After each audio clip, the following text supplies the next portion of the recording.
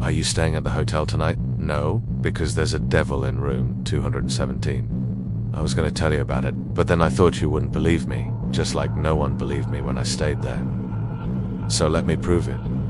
It's easy. All you have to do is stay in room 217 tonight. But before we get into the story, let me tell you a little bit about the place where this happened. The Stanley Hotel isn't just any old hotel. It's a historic landmark in Colorado, and if you look at it from afar, it'll probably seem like any other fancy hotel, except for all the flags flying from its balconies. But once you step inside, you'll never want to leave, or if you do, you won't be able to. The Stanley Hotel was built by Freeland Oscar Stanley, the co-founder of the Stanley Steamer Company, which sold cars powered by live steam. He constructed the hotel with his own money after the success of his business, and when it opened in 1909, it was the largest resort in the world. People came from miles around to experience everything the hotel had to offer, including billiards, bowling, a bar, library, game rooms, a gymnasium, an indoor pool, and an ice skating rink. But while it looked like a palace on the outside, behind the scenes, the hotel was a financial disaster. Despite its best efforts, the hotel racked up more debts than profits, and by 1913, it had to declare bankruptcy before the foreclosure. However, Freeland made one final effort to save his dream. He put the entire hotel up for auction with himself as the starting bidder. And, to everyone's surprise, his plan worked. The hotel remained in the Stanley family until 1972. Despite being a successful businessman, Freeland wasn't exactly a good person. He regularly cheated on his wife, and his daughter even tried to kill him. So some say that maybe the reason the hotel failed was because Freeland deserved it. Maybe karma caught up with him, or maybe it was something else entirely. Because while the hotel was under the Stanley family, several people died, and none of them were willing to rest. One night in 1911, a housekeeper was cleaning room 217 when she smelled the distinct scent of sulfur. When she opened the door to investigate, she saw the room was filled with gas. Before she could react, the stove in the kitchen ignited and blew her through the air. Her body was found hundreds of feet away on the lawn with severe injuries. She died the following day. A few years later, a young girl was staying in room 217 when she wandered out onto the balcony and fell.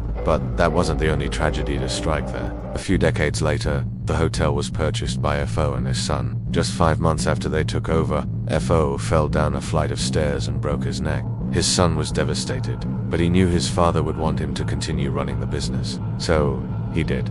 But within 2 weeks, he started hearing strange noises in the middle of the night. One night he heard a piano being played in the ballroom. He investigated, but he couldn't find anyone. Then he started seeing other things, like the ghost of a woman who walked the halls and the apparition of a little girl who stood at the foot of the stairs. His guests also started reporting strange activity, so he closed the hotel. That's when he discovered the secret basement. According to legend, the hotel's architect designed the basement to resemble a labyrinth. No one knew it existed except for him and a select few employees. It was used to store things like food and supplies, but mostly it was used to keep secrets. You see, most of the deaths that occurred at the hotel didn't happen by accident. In 1947, a maid was found dead in room 401 with a rope around her neck. A bellhop was also found dead in the basement with the same rope. And in 1960, a cook was found hanging in the pantry. The police ruled all 3 cases as suicides, but many employees thought otherwise. They said that the hotel's basement had something to do with it. For example, one employee claimed that whenever someone entered the basement, they heard disembodied voices whispering their name. Others said that every time they turned off the basement lights, they flickered back on. Some even said that the basement was haunted by the spirits of those who died there, especially the 3 people who were supposedly murdered by the architect. When the architect passed away, he left instructions for his son to demolish the basement when the hotel was eventually torn down, but he never specified what he meant by that. So his son didn't know whether to destroy the basement or the whole building. So he just kept the basement a secret. That is, until 1972, when he finally sold the hotel. Now, you might think that if the new owners found out about the basement, they would have demolished it, but they didn't. For whatever reason, they kept it around. Which brings us to today. You can still visit the Stanley Hotel and you can even stay in room 217. But if you do, make sure you do unlisten to any whispers you hear in the middle of the night, or you might end up joining the others in the basement. But some say there's a way to escape. According to legend, the pianist who played in the ballroom wasn't a ghost at all. She's a spirit that's bound to the hotel, and if someone can figure out which key she's trapped on, they can set her free.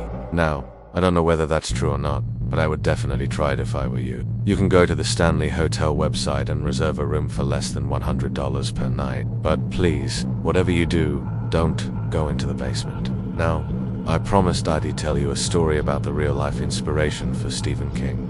That's The Shining. So here it is. In 1974, Stephen King and his wife Tabitha were driving through Colorado when they decided to stop for the night. They chose to stay at the Stanley Hotel, but when they arrived, they were told that they were the only guests. As they explored the empty hotel, they found the room 217, which was supposedly haunted. That night, they decided to stay there, and as they slept, they heard what sounded like screams in the middle of the night. The next morning, they checked out without saying a word to anyone. Later that year, Stephen wrote The Shining, which was inspired by his stay at the Stanley Hotel. I hope you enjoyed the video. If you did, please consider subscribing because it really helps us grow. Also, please give this video a thumbs up because it helps others find this video. Thank you for watching. Have a great day. Bye.